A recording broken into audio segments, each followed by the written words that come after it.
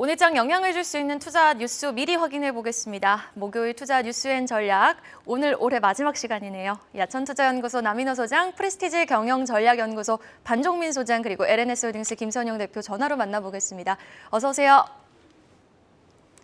투자 뉴스 바로 화면을 통해 확인해 보시죠. 윤석열 대통령은 북한의 어떠한 도발에도 확실하게 응징, 보복하라며 그게 도발을 억제할 수 있는 가장 강력한 수단이라고 밝혔습니다.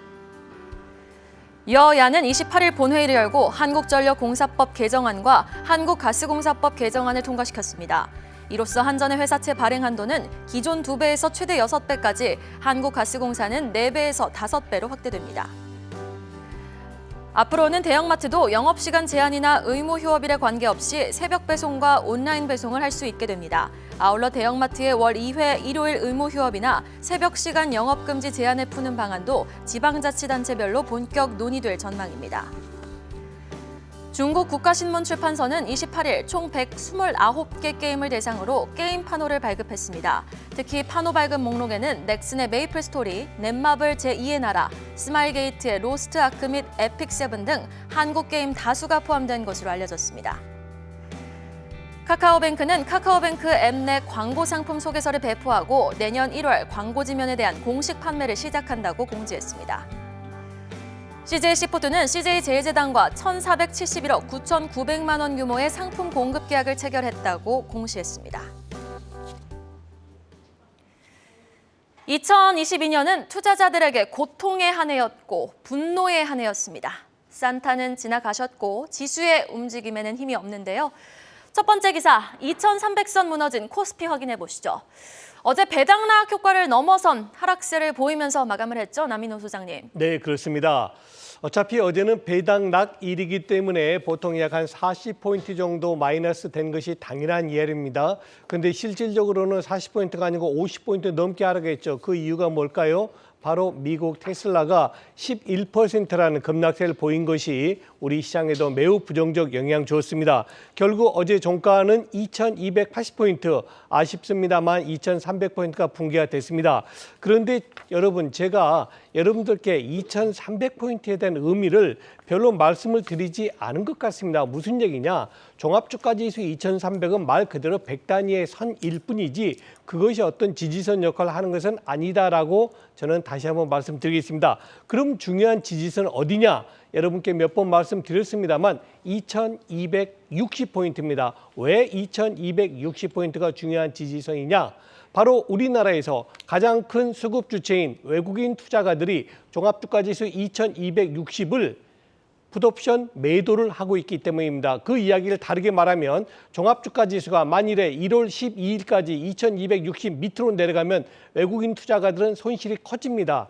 네, 아래로만 볼 필요는 없겠죠. 위도 봐야 되겠죠. 그럼 지금 윗선은 어디냐? 본래는 2,450도 있었습니다만 어제 종가 기준에서는 307포인트, 즉 종합주가지수 본다면 2,360포인트입니다. 결론입니다.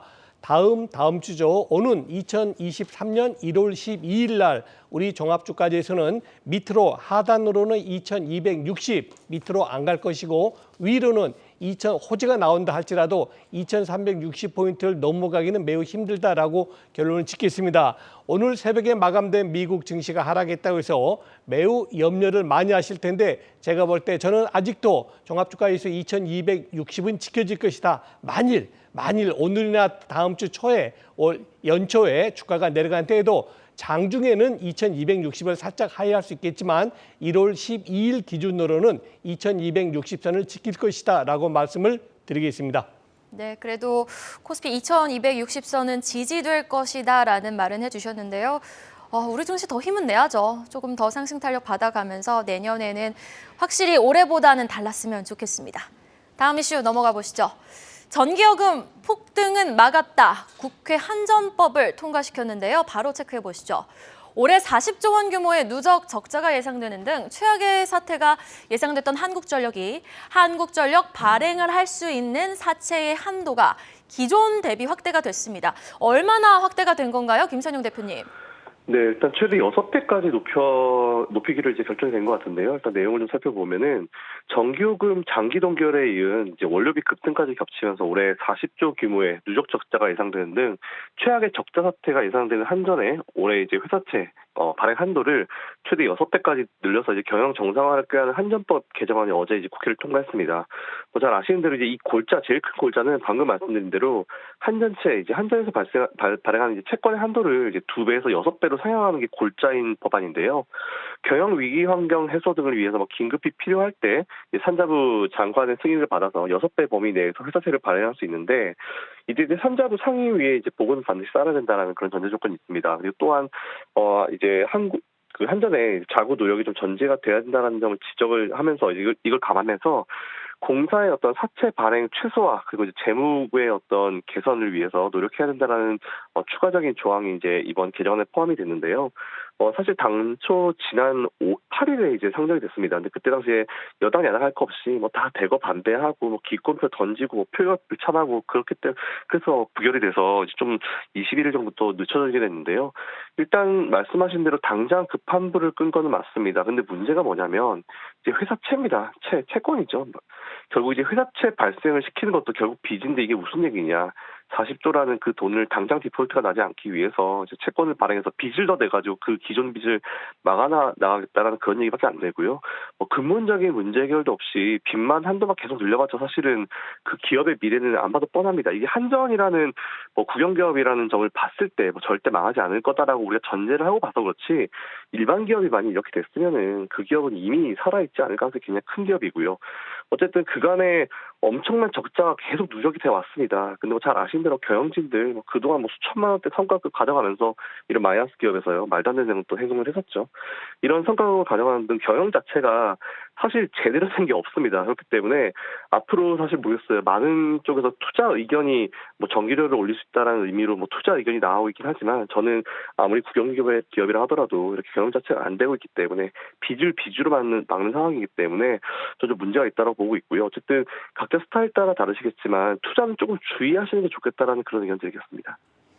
네, 알겠습니다. 뭐 일단 경기 방어주 성격으로 유틸리티 관련 종목으로 한국전력 10월 중순부터 계속해서 쭉 우상향 추세를 보여왔는데 일단 당장 전기요금 1kW당 60원 넘는 수준의 인상이라는 고비는 넘겼지만요. 정부는 또 곧 전기료 인상에 대한 발표를 예고한 만큼 증시 휴장 때도 나올 수 있는 전기료 인상 관련 뉴스 계속해서 팔로우업 하셔야겠습니다. 주가 추이도 잘 지켜보시고요. 자, 다음 뉴스 보겠습니다.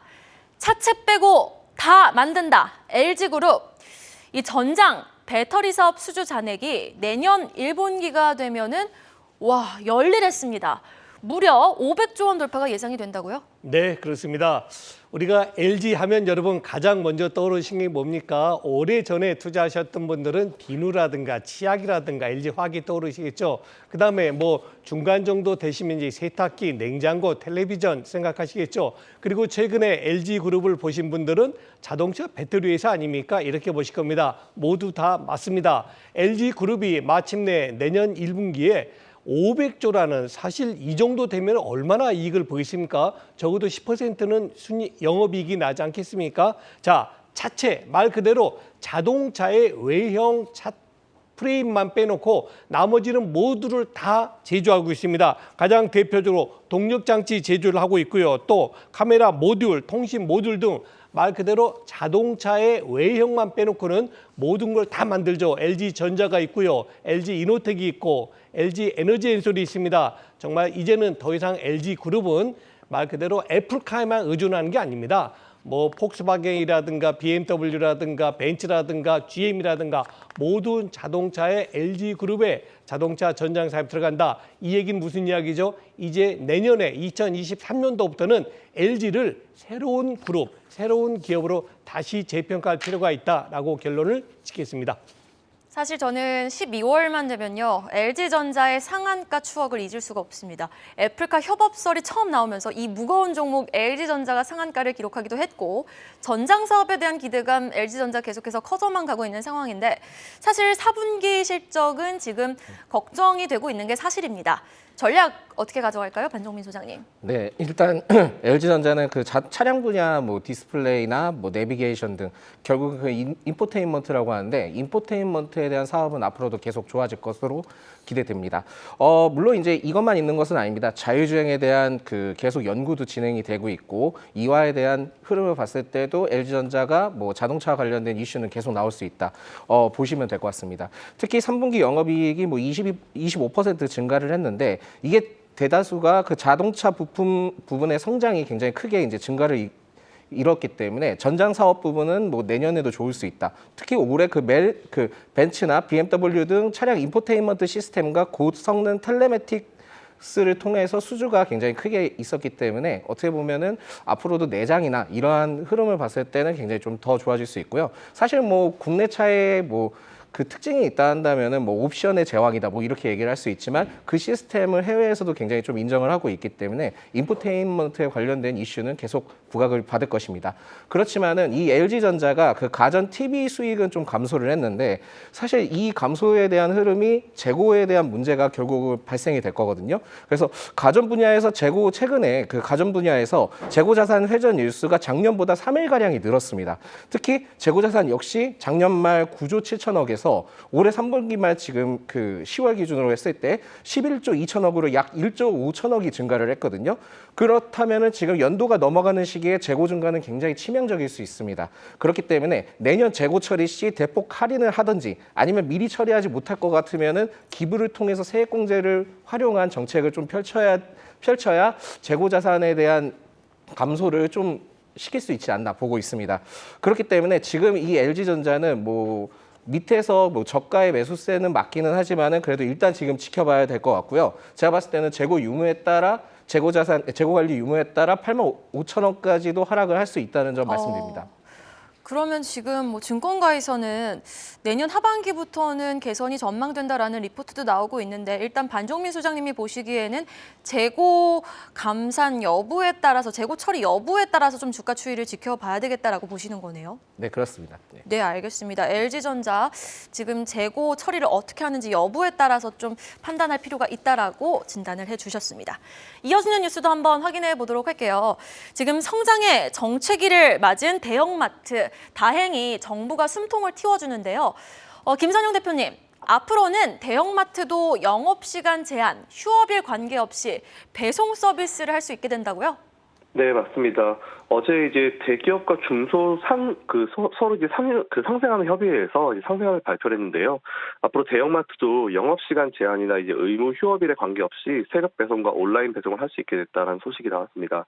이제서야 이제 쿠팡이나 컬리와 같은 이커머스 업체와 동등한 입장에서 경쟁할 수 있게 된 것이다라고 좀 많이 평가를 하고 있는데요. 지금까지 대형마트는 잘 아시는 대로 이제 월 2회 일요일 휴업 그리고 이제 새벽 시간 자정부터 이제 오전 10시까지 영업 금지 제한이 있었습니다. 뭐 이런저런 분석들이 많긴 많은데 궁극적으로 어쨌든 뭐 소비자 혜택이 늘어날 것이라고 보는 반응이 사실 큰 것 같습니다. 아무래도 마트의 구매 인력이 좀 커지게 되죠. 이에 따라서 협상력이 좀 올라가면서 소비자 입장에서는 더 싼 값에 특히 뭐 신선 제품 같은 경우를 좀 살 수 있게 되는 환경이 마련될 것이라 생각을 합니다. 오히려 그간 자체 온라인 플랫폼을 구비해두고 이제 이커머스 쪽에 집중했었던 이마트의 SSG닷컴이나 아니면 롯데마트, 롯데온 같은 이커머스 쪽에 좀 진출을 했었던 그런 기업들보다는 가장 보수적으로 진출했었던 기업이 홈플러스였는데요. 이제 홈플러스가 대형 마트 배송 증가에 좀 가장 큰 증가율을 보일 가능성이 있다는 그런 분석도 나오고 있는 상황입니다. 어쨌든 이제 기존에 있었던 어떤 이제 규제를 좀 벗어나서 이제 기존의 이제 이커머스 업체들과 좀 밸런스를 맞춰가기 때문에 대형 마트 3사 관련 기업들 한번 체크해 보시면 좋을 것 같고요. 이와 함께 제일 큰 매출 증가세가 보일 수 있는 홈플러스 관련 되어 있는 기업들 한번 체크해 보시면 좋을 것 같다는 의견 드리겠습니다. 네, 알겠습니다. 그러면은 국내 대형마트 관련 종목들에게도 굉장히 호재로 작용할 수 있는 소식 같은데 맞나요? 네, 일부는 뭐 호재로 작용할 수 있는 소식은 맞기는 한데 사실 뭐 새벽 배송과 온라인 배송에 대한 좀 이슈를 좀 간단하게 말씀드리자면은 이거는 뭐 법규가 뭐 내년에 이제 개정에 따라서 굉장히 좀 달라질 수 있습니다. 근데 이게 뭐 이슈가 뭐 여러 가지 있지만 그 신선재고 MD 분께서 이제 말씀하시기에는 뭐 이게 또 할인율을 높여서 뭐 기존의 그 휴일 전날에 뭐 어떻게 보면은 그 굉장히 크게 할인을 하면서 그거에 대해서 이제 재고에 대한 뭐 비용이 굉장히 좀 줄이면서 뭐 매출적인 부분들을 극대화시키지 못했다 뭐 그렇게 말을 하긴 하는데 사실 이 부분에서 제가 좀 반박을 하겠습니다. 왜냐하면 오히려 휴업 전에 할인율을 높이기 때문에 그 판매 촉진이 사라져서 소비자들에게 굉장히 큰 부담이 될 수 있거든요. 즉 새벽 배송이나 이런 케이스보다는 어떻게 보면은 지금 이 의무 휴업에 관련된 일정이 좀 바뀌면서 그 부분들을 굉장히 좀 포커스를 맞춰야 되지 않을까 봅니다. 사실 이커머스 기업이 오히려 호재가 될 수 있기 때문에 이 점을 좀 참고하시기 바라겠고요. 새벽 배송은 사실상 인건비 상승 및 물류 창고 비용에 별도로 둬야 되기 때문에 비용이 크게 발생합니다. 그래서 이전에 그 롯데온이 지난 4월에 롯데마트몰에서 새벽 배송을 중단을 했던 이력이 있거든요.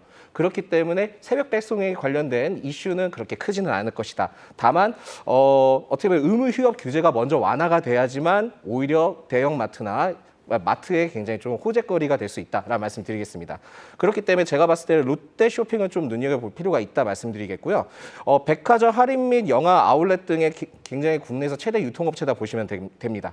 특히 3분기 영업이익이 400% 이상 증가를 했고 이게 뭐 백화점이나 마트에 대한 긍정적인 그 효과를 보여줬기 때문에 어떻게 보면 영업이익이 굉장히 크게 상승을 했던 이력이 있다. 그리고 롯데 백화점이 흑자 전환을 성공을 했었고 마트가 또 영업이익이 178% 성장을 했습니다. 또한 롯데온이 판관비 관리를 통해서 영업 적자를 축소를 했거든요. 또한 앞으로에 대해서 매출적인 부분들이 해외 쪽에서도 굉장히 좀 부각을 받을 수 있는데 이게 22일 롯데마트에서 인도네시아 50호점을 개점을 했습니다. 이외에 코로나로 정상적인 진행을 하지 못했던 베트남 마트도 매출 성장이 지난 대비에 78% 이상 성장을 했거든요. 그렇기 때문에 앞으로 그 해외 매출에 대한 기대감이 남아있는 종목이 바로 롯데 쇼핑이다 보시면 될 것 같습니다.